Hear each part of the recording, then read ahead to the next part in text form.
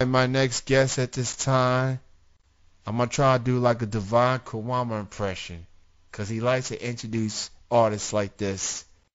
One of the nicest MCs in the state of Kentucky, representing Scribbling Idiots, and also one of the founders of the Foundation, which is a open hip hop mic that takes place every third Thursdays at the Album in downtown Lexington, and they are celebrating the third anniversary, the 3-year anniversary. Happy to be joined with the homie Just Me. Hello, man. I'm good, man. Thank you so much for being a few days' notice, nonetheless. Oh, yeah. No, it's my pleasure. Thanks for having me. Yeah, so first and foremost, anniversary coming up, 3 years. The foundation. Congrats to you and Shicey on that. That's definitely a big deal. Thank Uh, you. Yeah, time flies when you're having fun. So it's amazing to think that it's been going on for 3 years. so I've been active on the local music scene for approaching 2 years now. Now, I'm a fan of a variety of music, but mostly I'm a hip hop. I listen to hip hop, lyrics, bars, cleverness, performance, and things like that. And then Right. the first time I went to the foundation was at the 2 year anniversary show, which was a little over a year ago at the Lyric Theater, nonetheless. Yep. Which I've had a great moment there recently, in case people haven't paid attention to the Facebook posts as of late. Thank you, Lyric Theater again. Great theater, by the way. Not to toot too much, but now for the foundation, before we get to the present, I want to go to the past first. How hmm did the foundation got started? Well, it basically got started because it had been something that was in my head for a while. I had gone to open mics in California when I was growing up, like Project Load and Underground Improv in San Diego. And there was a lack of that kind of a scene here in Kentucky. And in Lexington, of course, there's tons of talent, but there wasn't really a space where people could just come in and shout, you know what I mean, and show what they got. And a lot of times what was happening at local shows and stuff was people would come out, they would do their set, and they would jet. You know, show up to the show late, miss everyone else's set, and just come on and rock and leave. You know what I mean? So there wasn't a lot of people that were connecting and building the scene, and it was just sort of a fractured scene, let's put it that way. So I thought, you know, what better way to add some cohesiveness to what we have here, and also give people a platform to continue to grow the culture than to have an open mic that's hip-hop centered.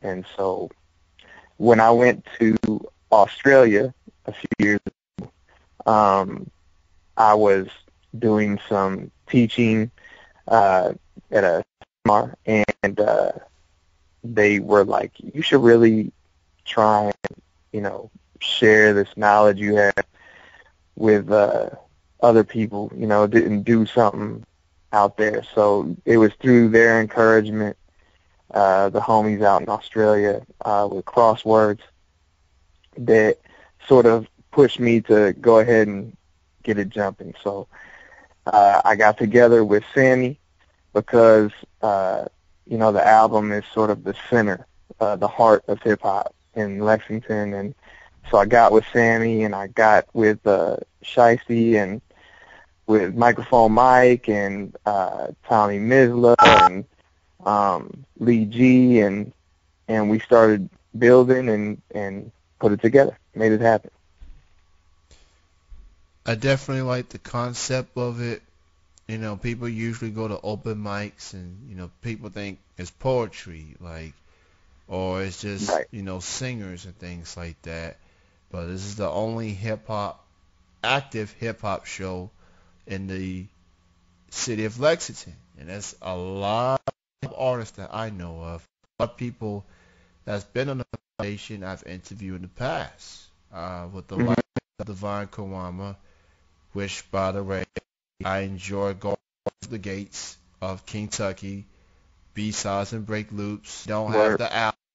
Go get it. Go get the album first, and then go get B-sides and break loops. Go get that. I actually get to see Divine a little bit later tonight at Al's Bar, by the way. Um, Dope. so I got to see Walt Trey Clay and Iggy D very active on the foundation. Uh, Yep. Card Ransom, Body Bad Dag, just to name a few. Very talented artists. And not only that, but you get artists outside of Kentucky that comes through. So what's that like? Not only do you get locals out there, but you get those outside of Kentucky that becomes a part of the foundation.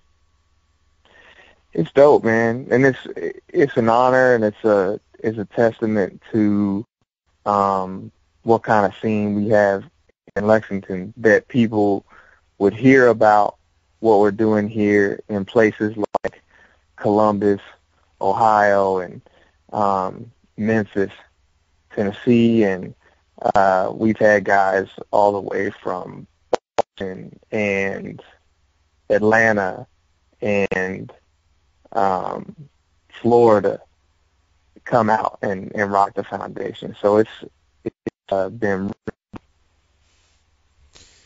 And basically, for those who are not familiar with the foundation, basically it's usually 2+ hours long at the album, Mhm. and you put your name on the list, and you get at least 5 minutes to spit. It could be one song, it could be two songs. Not only have you had artists, you have had singers, you even had poets, and you even had a comedian one time. I was at that show when that was a comedian. Uh, so the foundation has definitely showed signs of versatility, if you will, as For far as sure. the locals that gets to even at a beatboxer. Wahoo, who's definitely become one of my favorites.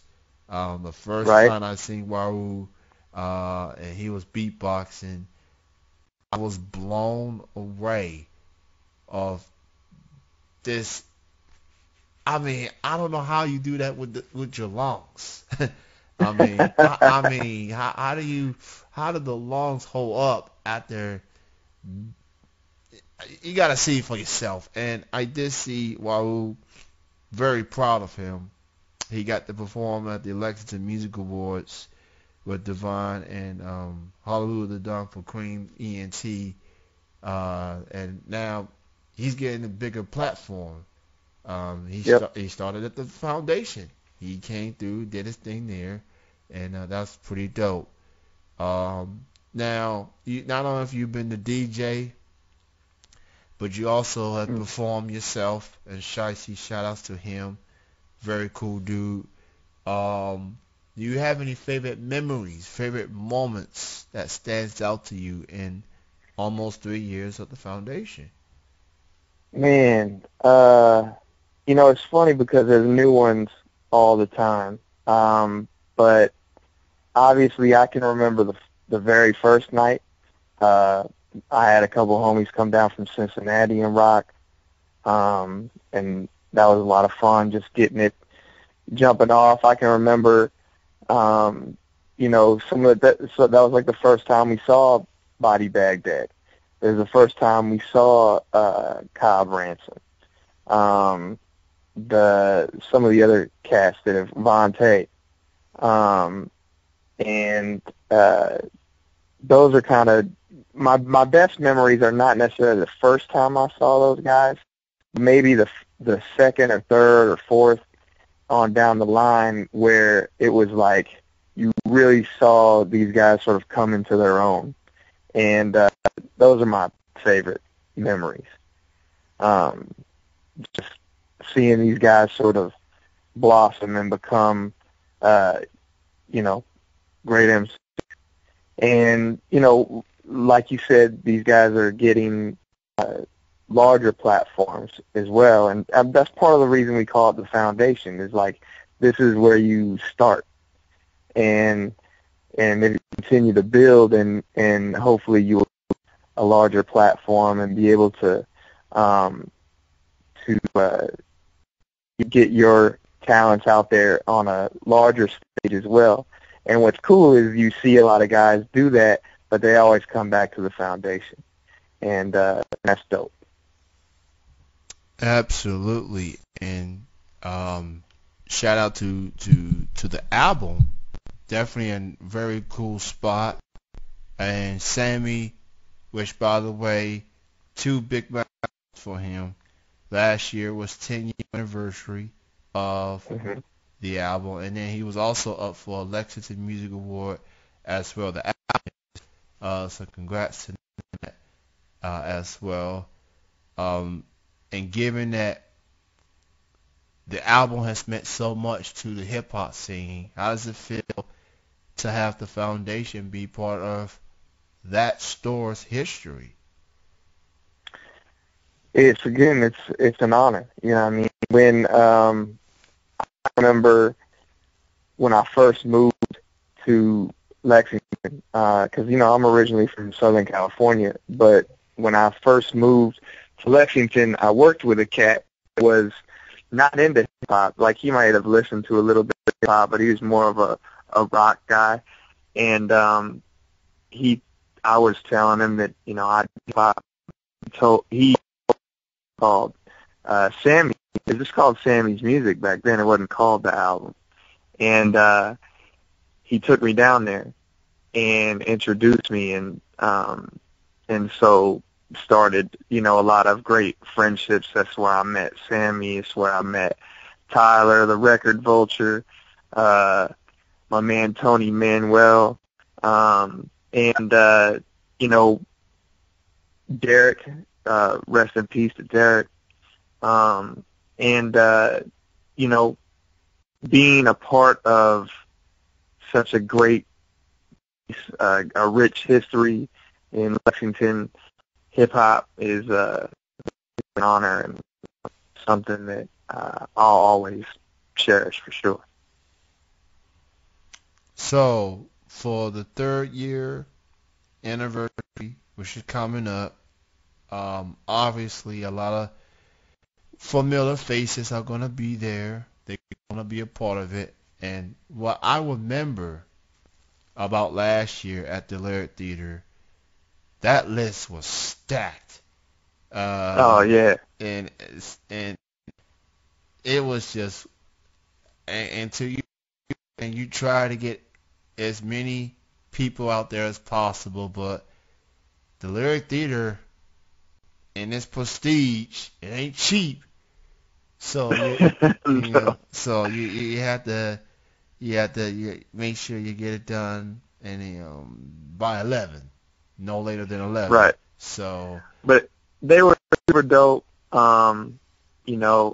Ashley took care of us and actually let us go run over. We actually went till midnight, but we probably had twice as long a list as any other normal night, or even a heavy night of the foundation. It was just crazy long, the list was last year. And what we ended up doing was even the people that we weren't able to get to, we gave them an opportunity to rock, because what we did to close it all out was we just did like a big cipher. And microphone just started dropping beats, and everyone got a chance to spit. So, dope, man. We had a lot of fun, and in the past 2 years when we've done an anniversary show, we did it somewhere other than the album.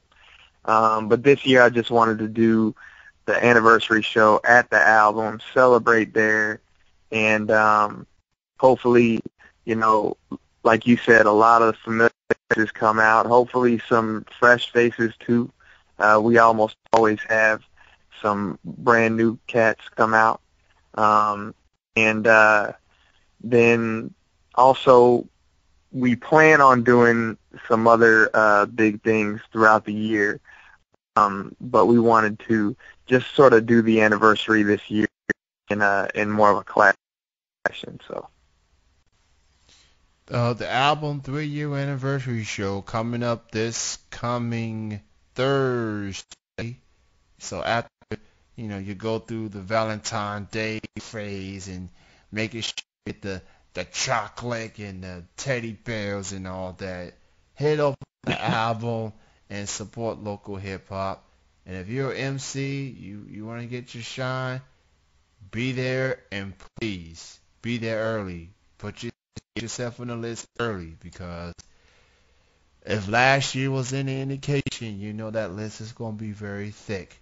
So yes, get there and get there early if you want. Uh, and for you, what I also like about the foundation is that every now and then you give advice to artists hmm on of them performing the things. And one thing that stands out to me the most that you repeat is that being an MC, move the crowd. Don't just stand in one spot. Walk around as you perform. Get the energy going, get things going. Um, you've seen a lot of performers. What do you think is the one advice that you feel like you keep repeating just so can understand the essence of being an MC? well, you nailed it.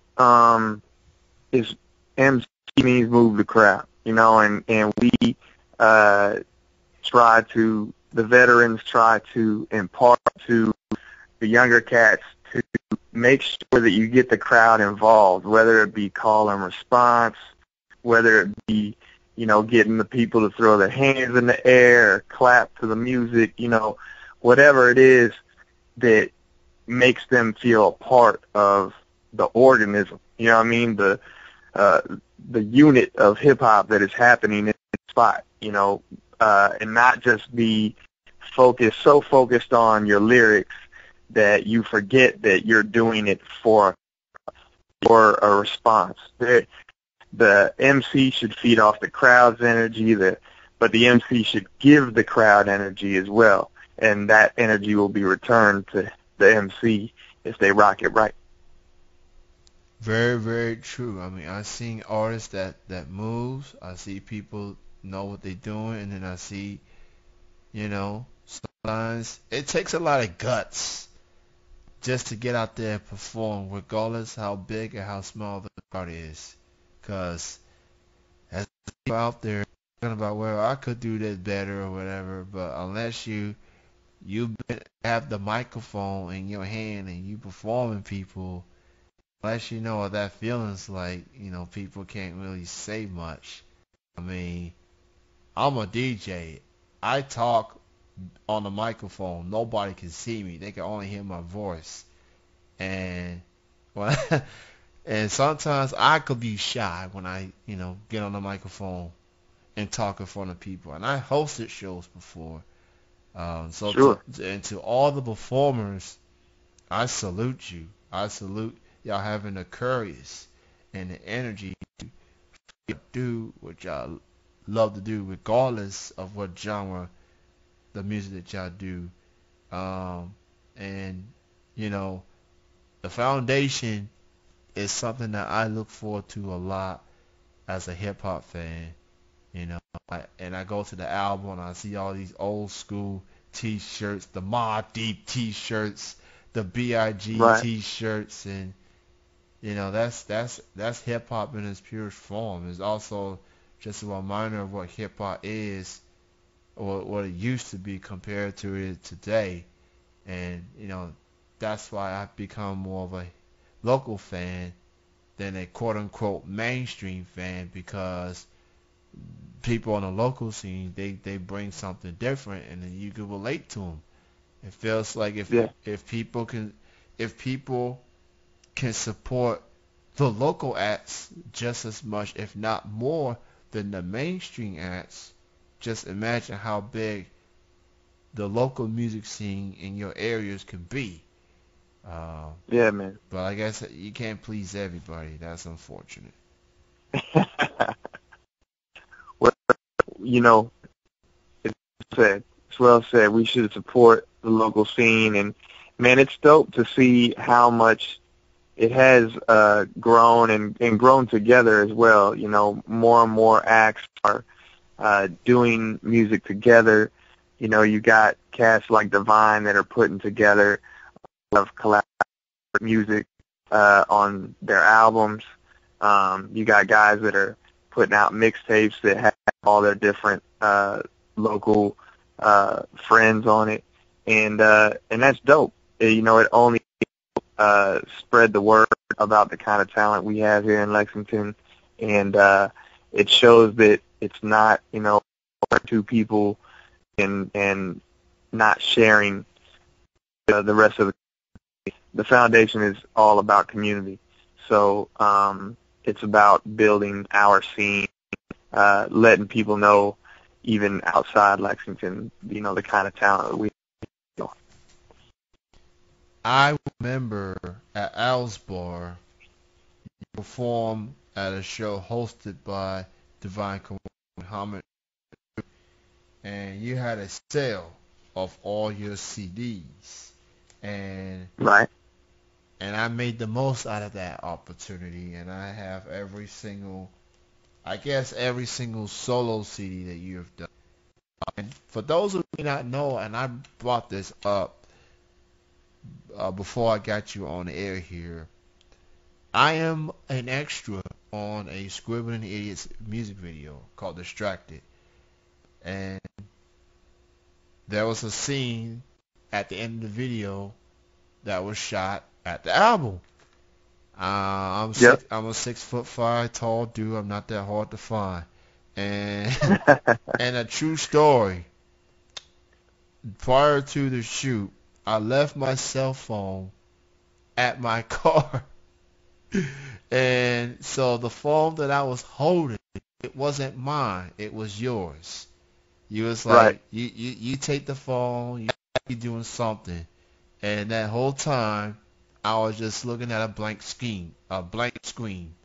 Like I could not get in or whatever. I just had to make it look like I was looking at the phone, being distracted. You guys, Well, you should win a Golden Globe for that acting, man. you You did that. You did that. Yeah, I tried. So I just want to throw a gem for that video, for those behind the scenes and things like that. And I think that was the first music video I was part of as an extra. I'd done extras in TV shows or whatever, but I've never done an appearance on a music video, and that was quite the experience. So that song is off the previous record, Morning. ScribblingIdiots.bandcamp.com is where you can purchase that and their previous records. Now, do you have any new music you are working on, or are you just focusing on the foundation right now? I do. I am starting to work on some new material, so definitely be on the lookout. You know, I'm getting old, man. I'm getting old. My output has slowed. I spend a lot of time carting my son around to his various football and basketball games, and so I just haven't had the time to dedicate as much to recording new music, but I definitely have stuff on the way. So please don't forget about me. There's stuff on the way. Promise. I got you. You went from just me to be just a parent. There's just, Right. priorities are a big deal. When you're a parent, kids gonna want say, well, Dad, I'm at the foundation doing what I gotta do, but I ain't forget about your kids. So just and I also know you was at the Lexington Comic Con last year, and Yep. I was there as well. Had a great time, and I will be there this year for sure. Um, and real quick, you're on Twitter, you're on Facebook, you're on Bandcamp. Not just you as a solo artist, but Scribbling Idiots as well. And quickly you, we got to talk some Kentucky basketball, okay? Uh, so they played earlier today against Alabama and they won. But it's let the truth be told, it's been a rough season for Big Blue. Uh, and It hasn't. Coach Cal, I mean, bless his heart, and Mark and the guys. I mean, losing to UCLA and Kansas is one, losing to some certain teams, To see. to Tennessee, you know, it hurt. It hurt. Yes. And so now the question is, as we approach the conference championship tournaments and things like that, I mean, I think it's fair to say they've done enough just to get into the tournament. Now it's just a matter of how far can they go. A lot of people are saying this is the worst season since Nerlens Noel. Or better yet, it could be the worst season since that one time they were in the NIT tournament and they got eliminated. Right. What do you? Same year, I think. Yeah. So, Yeah. well, what do you think it's going to take for Kentucky to turn things around, and can they do so before the tournament starts per se? Man, the thing is that usually with Calipari teams, they flip a switch at a certain point where they kind of, they realize who they are and they kind of find their groove and go on a run. So, there's been years where, there's a couple years ago where we didn't think we were going to do much of anything in the tournament. We had a bad seed, road to the Final Four, and we were like, probably not going to get past the Sweet 16, and lo and behold, we end up in the championship game with the Twins and what's his name, Julius. Yeah. And so I think that this team has to learn how to play defense. If they realize that they're going to have to play defense and they actually start doing it, then I think we got a shot to make a long run. They played pretty good defense in this game today. The problem is that, they get up 18 points and then they give 10 of them back, 10 or 12 of them back toward the end of the game. So, it was a good win. We got away with the win on the road. I'll take it, but I think this team's just got to reach down a little bit deeper and do what they're made of. So. Well said, and rebounding drives me nuts. When it's like rebounding, it's just a matter of effort, and it feels like either they're in the wrong place at the wrong time, or maybe they just don't want those extra possessions because it drives me nuts. And I'll never forget, even after the win against LSU, Calipari was still ticked off. Like, this guy is never satisfied whether the team wins or loses. But hopefully he can turn it around. Alabama win was encouraging, but you can't be up that big and then almost let the slip away. You can't pull an Atlanta Falcons, man. Can't just do that. No. Yeah. Definitely not that. Yeah. So thank you, man, for your time.